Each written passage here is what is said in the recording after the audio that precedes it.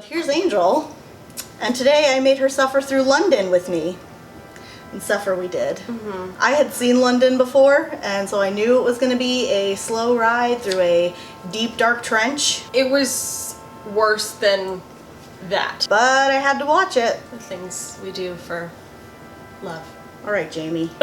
London was released in 2005, and it was directed by Hunter Richards, who also wrote it. Hunter Richards never did anything else except for a movie called Free the Nipple, and I don't trust it, just based on what I know about London. He was probably blackballed after it because it's so bad. It's just so bad. I'm surprised the rest of the cast wasn't. I would say that they give all to this performance, but it's really just that, like, they're running through acting 101. You know, like Roger Ebert says. So London is about a young man named Sid who's a junkie and really not good for like anything, and he scores some drugs from Jason Statham playing a character named Bateman. Sid takes Bateman to a party for Sid's ex-girlfriend London, even though throughout the movie he consistently says that she's still his girlfriend, which is not the case. And for most of the movie, Sid and Bateman stay in the bathroom at this party and just get high and drunk to the point where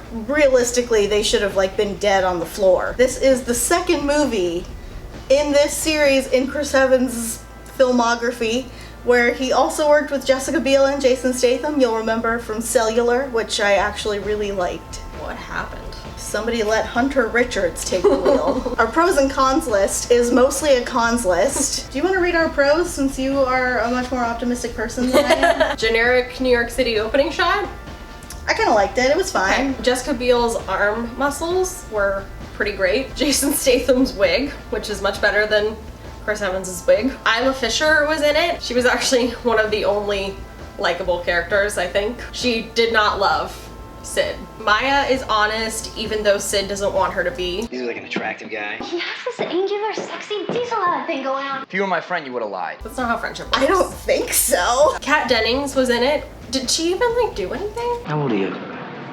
18. She was there And for like that's it. 2 seconds. The last thing, which I don't know if it's a spoiler alert or whatever, but don't watch the movie anyway. But London still leaves. I don't know where she's going. LA. She's moving to LA. Okay. So now we're on the cons. And it's a never-ending list of, I mean, it does end, but it feels like it's a never-ending list of cons. Angel's very first con was get your life together, Sid, because he's just in his apartment, sad and alone and getting high, being a big baby about it. It's one thing if a character has depression, and another if a character is just upset that he mistreated his girlfriend so badly that she finally left him 6 months before this. There's a sex scene at the opening that is very long. There are lots of flashbacks throughout this movie and they're all way too long. Chris's orgasm face is the one that's like jiffed all the time, but it's not worth it. That could really have been the isn't. scene. Yeah. It didn't have to be that long. It was really boring. Chris's shirt is too small, and normally I wouldn't complain about that, but Sid doesn't deserve it. The dumb title sequence was dumb. And it's like the impact font that Yeah. everyone uses. So Sid receives a phone call about the going away party, and he just starts destroying stuff in his apartment, including the fish tank that they never talk about again. But he's a fish killer. Sid is obsessed with London. He asks every single character that they both know if London has said anything about him because he's ridiculously insecure in this movie. Hey, is London here yet? No, I don't think so. It doesn't just stop in like the first part. It goes through the entire movie. Yeah, I don't care about that because I'm not told why I should care. What they could have done is they have that one scene with Louis C.K., by the way.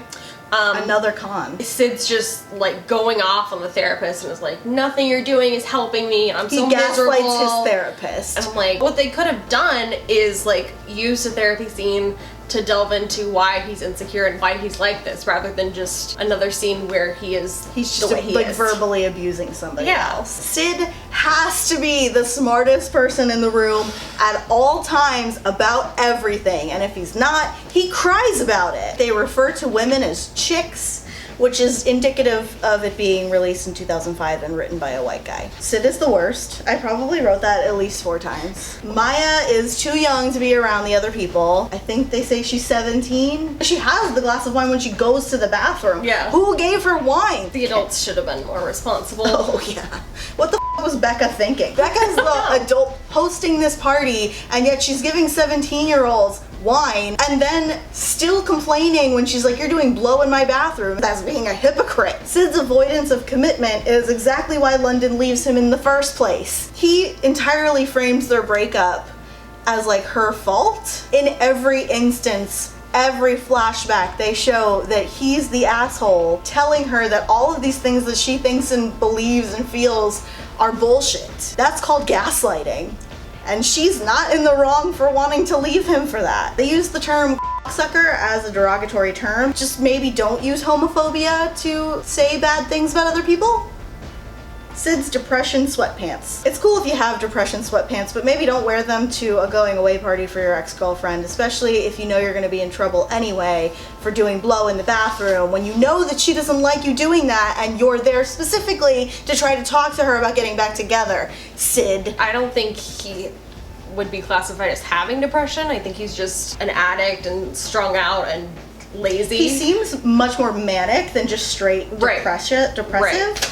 Because he talks about like having these highs and lows and not knowing how to like deal with his emotions. Right. But it doesn't seem like it's, you know, handled well in a clinical sense. There wasn't a lot of mental health talked on, so I think it could be just assumed that it's just like his lazy sweatpants and he doesn't want to make the effort. He talks so much about her not liking him doing drugs and continues to do it at the party, and he's like, oh, I hope she doesn't see me like this, and we're like, well, stop doing it. Stop. He wasn't even invited, and he shows up super early and then does drugs, and he still thinks that she owes him a conversation. Yeah, that's a big problem. Like, you weren't even invited. He thinks that she like owes him because he's God's greatest gift or something, even though he repeatedly says that like God is bullshit and he doesn't believe in God and nobody else should. Like, he continuously judges people that believe in God, yet he seems to think that he is the only gift from God. They have continuously and increasingly pretentious conversations about pain, about misery, about humiliation, and they really just kind of go in circles. They're really not actually making any points. Those are just like the themes that they bring up. In a movie, each scene should like move the plot forward. That does not happen in this movie. These conversations, movie, like, it's not even really a plot-heavy movie, but even still, those conversations aren't driving the story or the character growth forward. They don't add anything. It's like you said, it just keeps circling back, and we're like, you're still awful. You're not making any progress. Yeah, Maya just pees and talks about rabbits. It's so weird. You can tell that not only was the director and the writer a man, but also the cinematographer, the director of photography, was also a man. This is definitely filmed with like a man's point of view in mind. A lot of the shots I felt were dehumanizing to women and like kind of derogatory, and it's uncomfortable, and like you don't see that happen with the guys. This is what in the film world we call the male gaze. The captions, which there are captions,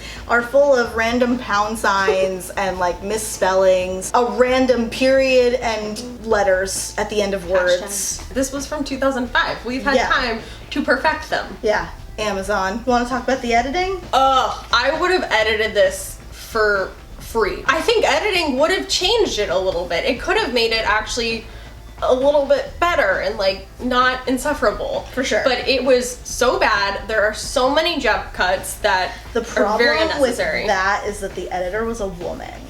Wow. If she's using clips that are entirely from the male perspective, it means that there are no other clips. That's true. She did what she could with what she was given, but the thing about the jump cuts is that it would happen and the scene hasn't changed. London is talking to a character that Dane Cook plays that they never mention his name. He like restarts their conversation like 4 times, and we only think that he restarts it because they're jump cuts in the middle of this conversation that they're having. So it feels like 4 completely separate starts to a conversation rather than just him being awkward and saying 4 separate things that have nothing to do with each other. And I really don't know which one is worse. Yeah, it also reeked of reality TV angles, and it would like pan transition from one person to the next. If you wanted like an artsy independent movie about a moody guy, maybe don't shoot it like it's a reality television show. And there were a lot of zooms, which were like kind of weird. Yeah. Or a lot of times where Sid and London would be arguing in a flashback and the camera is zoomed in so close to Sid's face that you see nothing but Sid, even though London is the one that's talking and having a reaction to whatever bullshit Sid has just spewed at her. I don't care about what Sid's face looks like. He gets very angry when she like has lunch with a guy that she knows. For absolutely no reason, because Yeah. it's not like he found proof that she was cheating, it's just she spoke to a man. Yeah, she, throws back at him that she would never even think of sleeping with this guy, and his initial reaction to that is, Whoever said anything about and London's like, you implied it. You heavily implied that What was else what did I you was mean? thinking about doing. The flashbacks in general, I did not love. They came in at random moments and didn't tell me anything I didn't already know. It really makes me feel like Hunter Richards never took any kind of writing class. He never went to period. film school. The pacing is bad. The scenes are not efficient in what they're trying to do. They could be so much shorter. Yeah, and then you could maybe flesh out the characters a little bit. I'm sorry, but saying that somebody's impotent is not fleshing them out. I'm an impotent man! So Roger Ebert talks about in their review that the bathroom that they're in has dual mirrors, and we know that pretty much only because whenever Sid turns away from the mirror facing away from the camera and looks towards the camera, you can still see his face in the reflection behind him, but you never see the cameraman. Don't know how. Did they put like a nanny cam in the bathroom and then like mic'd everybody? They were trying to be artistic and edgy and cool, but it just gave me a headache. Bateman and Sid talk about sleeping with minors, and Bateman says something about going to Paris because like people sleep with like 16-year-olds there, and it's like, Yeah. that doesn't make it okay. They made it so light, and I'm like, this is really uncomfortable. And then like they kept bringing it back with like how young Maya is and how young Kat Dennings' character is. It's gross is what it is. Yeah. Bateman goes too long into too much detail about his S&M fantasies, but they're really not fantasies because they're like a reality for him. It's not interesting. And they show the flashbacks for Yeah. it, and I'm like, I don't care. Just the way that Bateman talks about it and the way that the writing seems to view it really is not good. The director has a checklist of like controversial, edgy, fun things I want to include, and is like sleeping with minors, check, and impotent, divorce, check, and S&M, check. Yeah. Sid can't believe he wasn't invited to the party for his ex-girlfriend who he abused for, I assume, years. And he casually dropped in their conversation that they'd known each other since they were 10. Yeah. Which we hadn't learned until Was the end not of the movie. established until the end of the movie. So if he's treating her that way now, I mean, who knows how he had treated her for so many years before. The F word, which I'm only censoring now because I just don't want to put in the bleep, it's gratuitous. Yeah. No, you die. Are you crazy? That was Mallory. The F word does not make your movie edgy. Again, check this. There are other adjectives out there. Did you know that? Yeah. Sid doesn't deserve Chris's arms. They end an argument in a flashback with sex, and that's how we know that this was written by a guy. Saying I hate you and then immediately kissing isn't cute. It's uncomfortable. Like, Yeah. she didn't want that. You can tell. Oh, and then he writes on her shoulder in a different flashback. He would not say the words "I love you" to her, and At she would all. say it frequently, and she's like, why can't you say it back to me? It's 8 letters. He writes it on her shoulder while they're in bed. She can't even read it. It's on her shoulder. All the women that get high with Sid then lie to Becca about it for no good reason. Why didn't she go up there to check? Why? That's a good question. Because a dude wrote this movie. Like, isn't that pretty normal? Was that the only bathroom? Did no one else have to go to the bathroom?